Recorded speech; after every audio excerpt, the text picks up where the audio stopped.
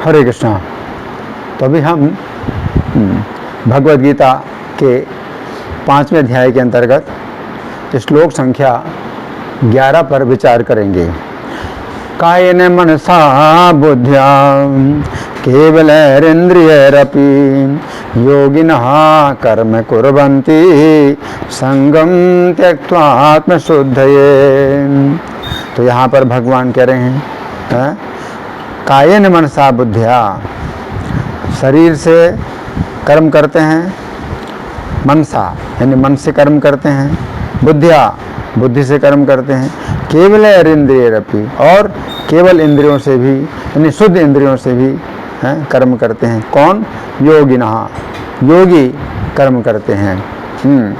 संगम त्यक्त्वा, तो आसक्ति को त्याग करके कर्म करते हैं। तो फिर क्यों कर्म करते हैं? आसक्ति नहीं है तो आत्मशुद्धये, अपनी शुद्धि के लिए, अपने हृदय को शुद्ध करने के लिए कर्म करते हैं। तो हम सुनेंगे प्रभुपाद तात्पर्य में क्या लिखते हैं। श्रील प्रभुपाद की जय। जब कोई कृष्ण भावनामृत में श्री कृष्ण की इंद्रिय तृप्ति के लिए शरीर, मन, बुद्धि अथवा इंद्रियों द्वारा कर्म करता है तो वह भौतिक कलमश से मुक्त हो जाता है।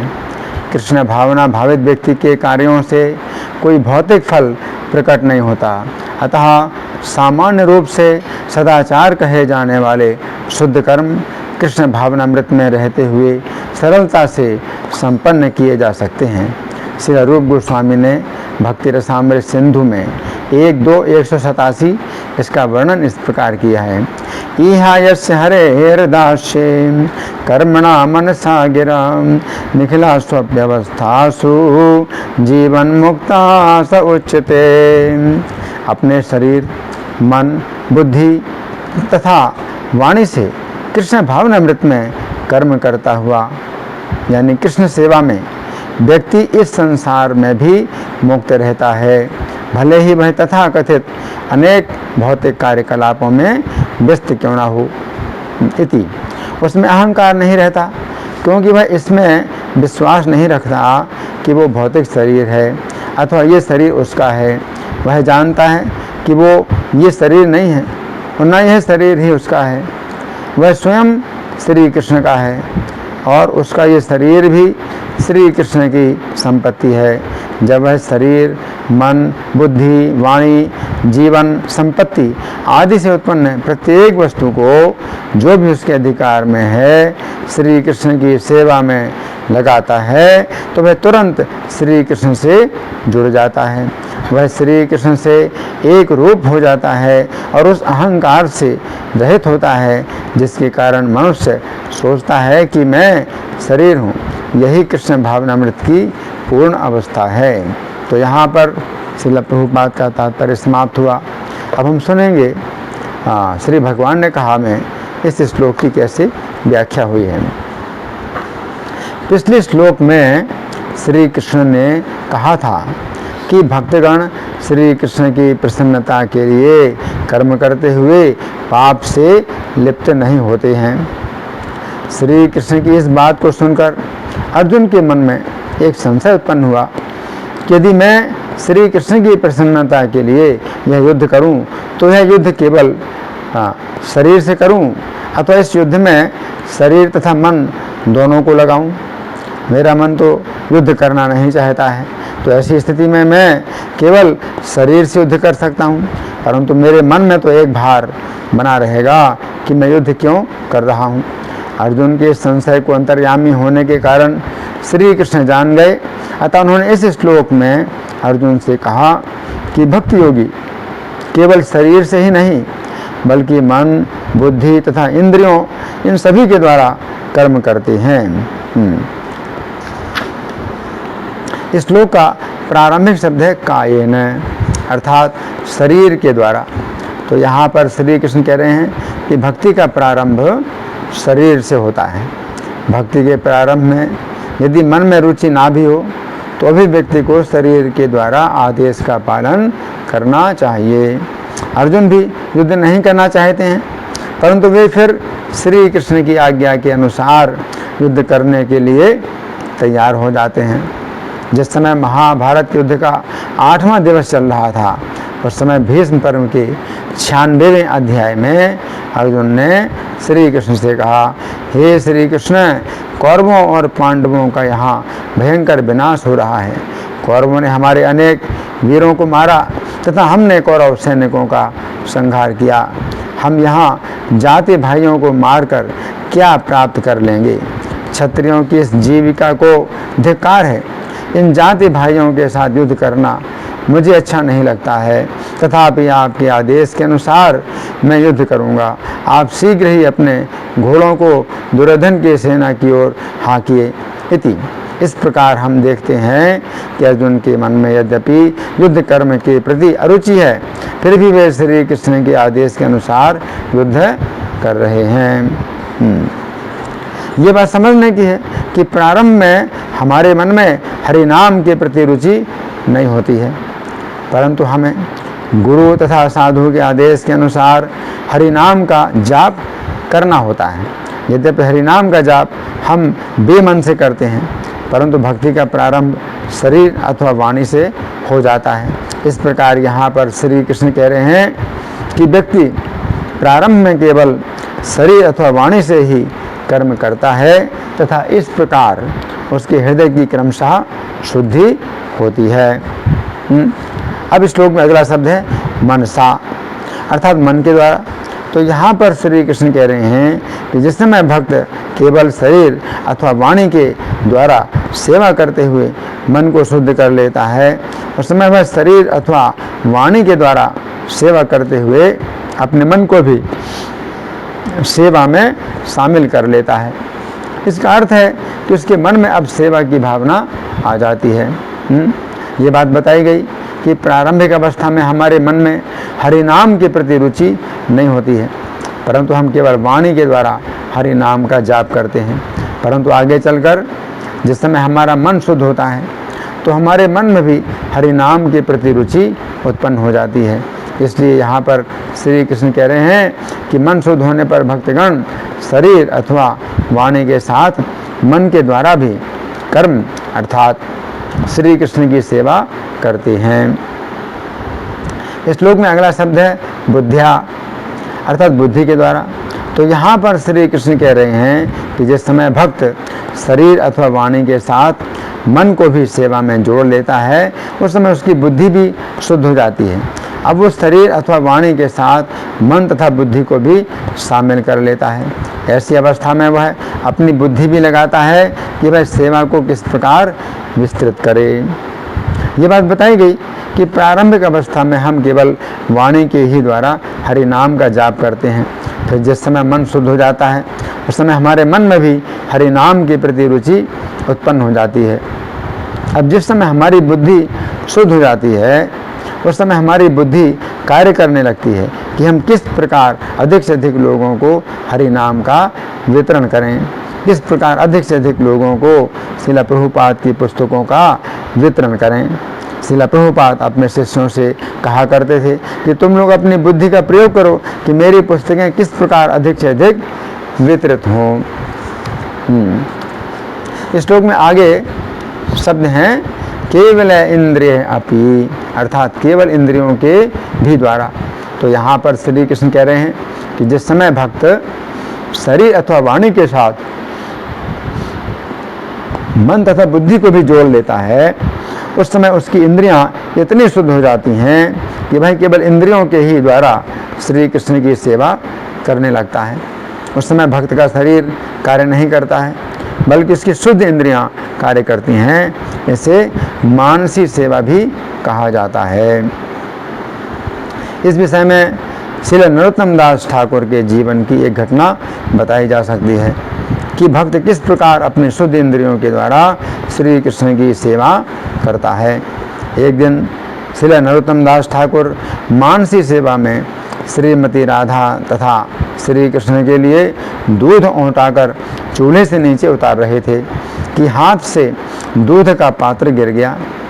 ये बात समझने की है कि श्री नरोत्तम दास ठाकुर का शरीर निश्चेष्ट था। वे अपनी दिव्य इंद्रियों से श्रीमती राधा तथा श्री कृष्ण की सेवा में लगे हुए थे। अब जिस समय प्रेम की अधिकता के कारण उनके हाथ से औंटे हुए दूध का पात्र गिरा, उस समय उनका हाथ जल गया। ऐसी स्थिति में उन्हें बाहरी आवेश हुआ तथा उन्होंने देखा कि उनका हाथ जल गया। ये एक अत्यंत आश्चर्य की घटना हुई कि श्री नरोत्तम दास ठाकुर का हाथ तो मानसी सेवा में जला था। बाहर से तो ना दूध था, ना आग थी और ना चूल्हा ही था, परंतु मानसी सेवा कितनी वास्तविक है इस बात का पता तो तब चला जब उनके गुरु श्री लोकनाथ गोस्वामी ने देखा कि श्री नरोत्तम दास का हाथ जला हुआ है। तो यहाँ पर श्री कृष्ण कह रहे हैं कि भक्ति योगी अपने केवल इंद्रियों के द्वारा अर्थात अपने शुद्ध इंद्रियों के द्वारा भी श्री कृष्ण की सेवा करते हैं। ये सेवा भी वास्तविक है क्योंकि इस सेवा को श्री कृष्ण स्वीकार करते हैं। अब इस श्लोक की दूसरी पंक्ति में प्रारंभिक शब्द हैं योगिनः कर्म कुर्वन्ति, अर्थात योगी लोग कर्म करते हैं।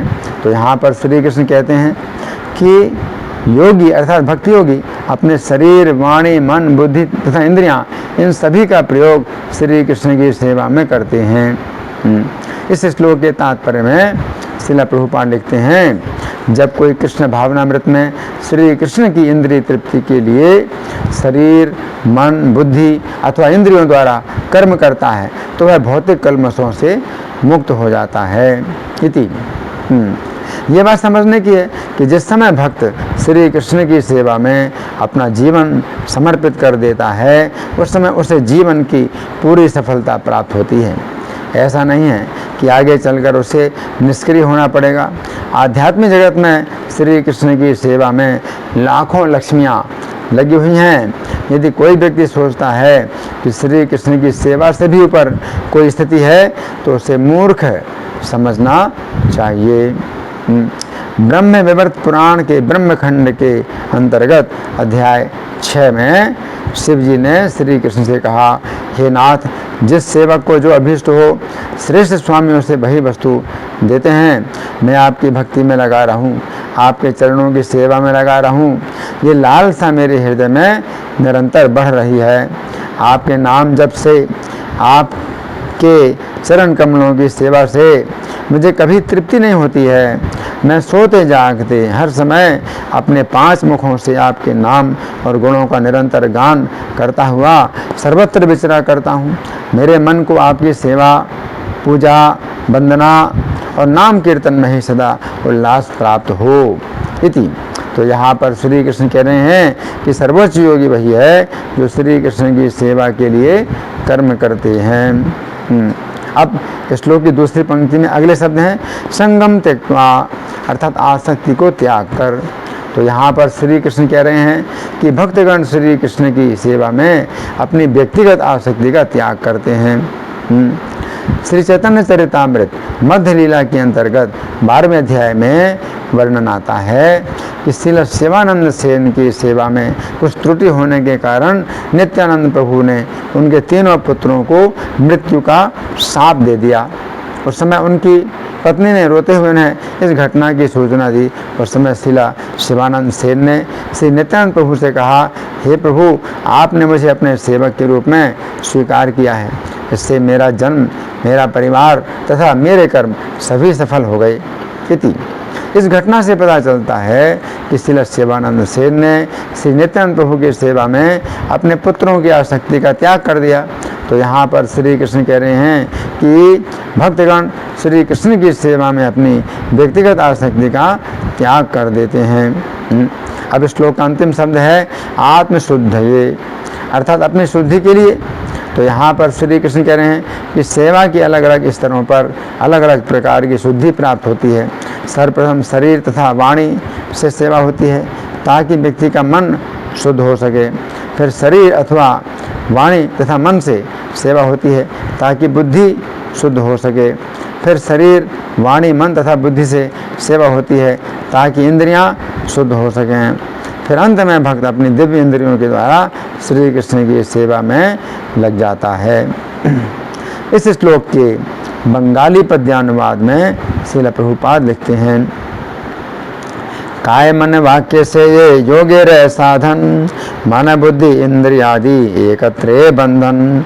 योग अर्थ ये कार्य है वैराग्य से युक्त, सकल समय ज्ञान योगी नित्य युक्त। तो यहाँ पर श्री कृष्ण अर्जुन से कह रहे हैं मन बुद्धि इंद्रियादि एकत्रे बंधन, अर्थात हे अर्जुन तुम इस युद्ध को अपनी सेवा, तुम इस युद्ध को मेरी सेवा समझकर अपने शरीर मन बुद्धि तथा इंद्रियों सभी को इस युद्ध में लगाओ। इस कार्य में तुम्हारी पारिवारिक आसक्ति यदि बाधा उत्पन्न करती है तो उस आसक्ति का त्याग कर दो तथा अपने मन बुद्धि तथा इंद्रियों को शुद्ध करने के लिए युद्ध करो। तो यहाँ पर भगवान कह रहे हैं कायेन मनसा बुद्धिया केवलैरिंद्रियैरपि। तो यहाँ पर भगवान योगी की बात कर रहे हैं। तो अर्जुन ने तो पहले श्लोक में प्रश्न पूछा था, ये श्रेय एतयोरेकम तन्मे ब्रूहि सुनिश्चितम, कि इन दोनों में से जिससे श्रेय प्राप्त हो कल्याण प्राप्त हो वो मुझे सुनिश्चित करके बतलाई। तो उसमें तो भगवान ने साफ कहा था कि दोनों ही कल्याणकारी हैं, लेकिन कर्म संन्यास की तुलना में कर्मयोग विशिष्ट है। तो कर्मयोग विशिष्ट है तो किस कारण से विशिष्ट है? तो हमें समझना चाहिए कि सुगमता के कारण से विशिष्ट है। तो कर्मयोग है तो वो सुगमता के कारण से विशिष्ट है। तो इस श्लोक में भगवान उसी योग शब्द के संबंध में बता रहे हैं योगिनः कर्म कुर्वन्ति, कि जो योगी हैं यानी कर्म योगी हैं तो वे कर्म करते हैं। और कर्म करते हैं तो केवल ऐसे कर्म नहीं करते हैं कि मान लो शरीर से तो कर्म कर रहे हैं लेकिन मन जो है उनका कैसा है? बेमन है। मन में जो है भार लग रहा है, तो भार समझ करके कोई काम कर रहे हैं। और व्यक्ति जो है उस कर्म को करता है तो ऐसे कि मैं कहाँ फंस गया हूँ, ये सब बड़ा बुरा चक्कर हो गया। नहीं, जब श्री कृष्ण की सेवा भक्त करता है तो शरीर भी मन भी बुद्धि भी, तो इन सब चीज़ों से वो श्री कृष्ण की सेवा करता है। तो केवलैरिंद्रियैरपि, केवल इंद्रियों के द्वारा भी हैं। तो एक तो शरीर से मन से और बुद्धि से करता है और कभी कभी केवल इंद्रियों के द्वारा भी करता है। और केवल इंद्रियों के द्वारा करने का मतलब क्या है कि अपना शरीर, उसका जो शरीर है तो वो जो है उस समय कार्य नहीं कर रहा है। तो ये फिर कैसी सेवा होती है? मानसिक सेवा होती है। केवलैरिंद्रियैरपि, तो जब इंद्रियाँ इतनी शुद्ध हो जाती हैं कि वो व्यक्ति जो है उसकी जो इंद्रियां हैं तो वही सेवा में लग जाती हैं, तो उसकी इंद्रियां सेवा में लग जाती हैं। तो यहाँ जो केवल इंद्रियों के द्वारा जब सेवा होती है तो ये मानसिक सेवा कहलाती है और इसमें किसी का आदेश नहीं होता है। इसमें किसी का आदेश नहीं होता है, गुरु का, साधु का, शास्त्र का, किसी का आदेश नहीं होता है। क्यों? क्योंकि उसकी जो इंद्रियां हैं वो भगवान की सेवा से जुड़ गई हैं। तो जिस समय वो केवल इंद्रियों से सेवा करता है तो उस समय वो खुद भी नहीं सोचता कि उसे क्या करना है। वो जो है उसका जो मन है मानसिक सेवा, उसका मन इतना शुद्ध है, उसका मन इतना शुद्ध है कि वो जो है सेवा करता है और श्री कृष्ण की इच्छा के अनुसार सेवा करता है। तो श्री कृष्ण का मनो अभीष्ट वो जान लेता है, उसका मन इतना शुद्ध होता है कि श्री कृष्ण के मन को वो जान लेता है। तो जैसे श्री कृष्ण कहते हैं मन मना भव मद भक्तो, कि मेरे मन वाले हो, तो वो श्री कृष्ण के मन वाला हो जाता है। तो श्री कृष्ण के मन में जो बात होती है, उसके मन में वही बात आती है, और उसी प्रकार से वो सेवा करता है, तो मानसी सेवा कहलाती है। तो इस संबंध में नरसिंहानंद ब्रह्मचारी हैं, तो उनकी बात पर हम विचार कर सकते हैं, उनके चरित्र पर हम विचार कर सकते हैं कि जब श्री चैतन्य वृंदावन जाने का विचार करते हैं, तो जगन्नाथपुरी से श्री चैतन्य वृंदावन जाने की यात्रा करते हैं। तो नरसिंहानंद ब्रह्मचारी ने पहले से ही अपने मन में क्या किया, वो रास्ता बनाना शुरू किया। तो वो जानते थे कि श्री चैतन्य किस रास्ते से जाएंगे, तो वो जो है उस मन के द्वारा वो अपने उस रास्ते को सजा रहे हैं।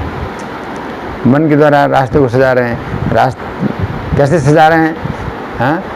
वो मन के द्वारा रास्ते को देख रहे हैं कि वो रास्ता किस प्रकार से ऊबड़ खाबड़ है, और अपने मन के द्वारा उसकी सफाई कर रहे हैं। तो उनकी इंद्रियां, जो मन है, तो मन जो है सभी इंद्रियों का कार्य करता है, पांचों ज्ञानेंद्रियों का और पांचों कर्मेंद्रियों का कार्य करता है। तो उनका शरीर निश्चित बैठा हुआ है, लेकिन उनका जो मन है वो देखने का भी कार्य करता है, सुनने का भी कार्य करता है, और हाथों का भी सब कार्य करता है, पैरों का भी सब कार्य करता है।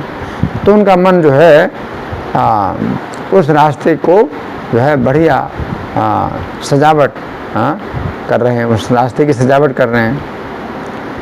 तो रास्ता जो है पूरा समतल बना रहे हैं, और रास्ते के दोनों किनारे पर फूलों के जो है पेड़ लगा रहे हैं। तो इस प्रकार से श्री चैतन्य के चूँकि चरणों में उनका मन लगा हुआ है, तो उस प्रकार से उनका जो मन है वो रास्ता बना रहा है।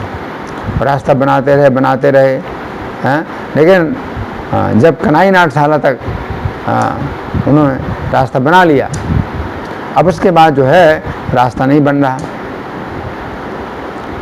अब उनका जो मन है वो मना कर रहा है कि अब रास्ता नहीं बन सकता, अब रास्ता है ही नहीं। तो रास्ता तो है, लेकिन उनका मन कह रहा है कि आगे श्री चैतन्य का रास्ता नहीं है।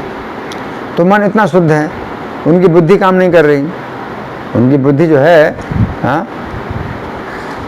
बुद्धि में कोई संभावना नहीं आ रही कि कैसे चैतन्य महाप्रभु तो वृंदावन जाने के लिए यात्रा करेंगे, तो आगे क्यों नहीं जाएंगे? वृंदावन का जब रास्ता आगे से है तो क्यों नहीं जाएंगे, है ना? तो उनका जो मन है वो उत्तर नहीं दे सकता कि क्यों, लेकिन मन कहता है कि श्री चैतन्य नहीं जाएंगे, है ना, आगे नहीं जाएंगे। तो उन्होंने भविष्यवाणी कर दी कि श्री चैतन्य कन्हई नाट्यशाला से आगे नहीं जाएंगे। और बाद में क्या हुआ, सचमुच श्री चैतन्य जब चले तो कन्हई नाट्यशाला तक गए, और फिर वहाँ पर रूप गोस्वामी, सनातन गोस्वामी उनसे मिले, और फिर उन्होंने विचार बदल दिया वृंदावन जाने का, और जगन्नाथपुरी वापस आ गए। तो ये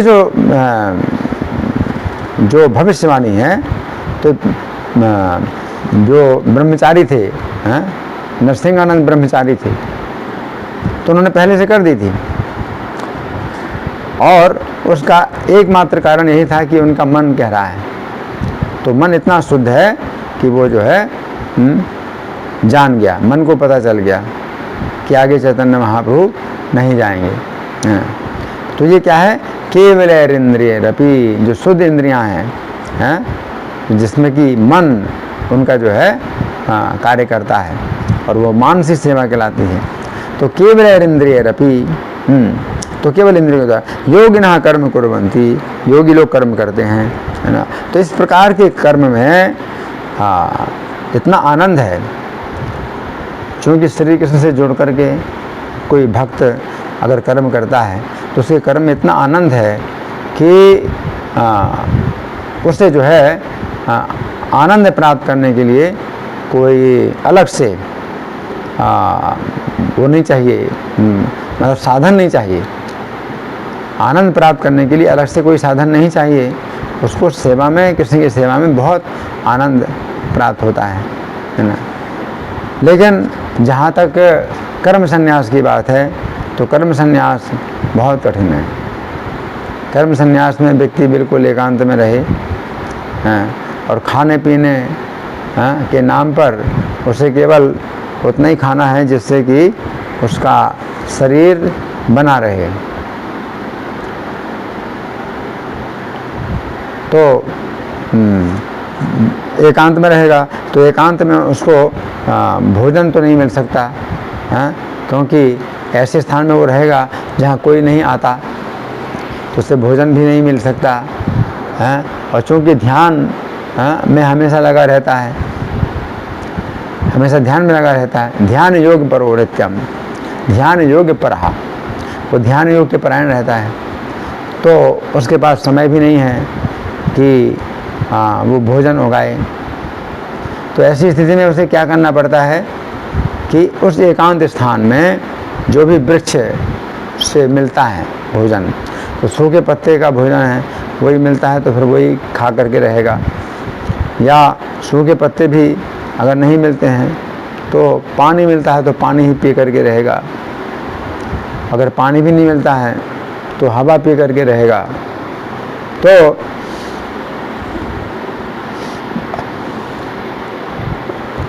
कर्म संन्यास की विधि में ये जो है दिक्कतें आती हैं।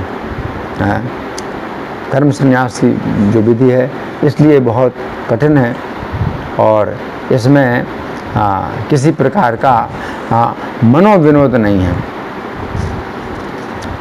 लेकिन जहाँ तक कर्मयोग की बात है, जिसमें कि भक्तों के बीच में जो भक्त हैं वो कृष्ण की सेवा करते हैं, तो श्री कृष्ण की सेवा करते हैं, तो उसमें उन्हें एक दूसरे की संगति में आनंद प्राप्त होता है ना।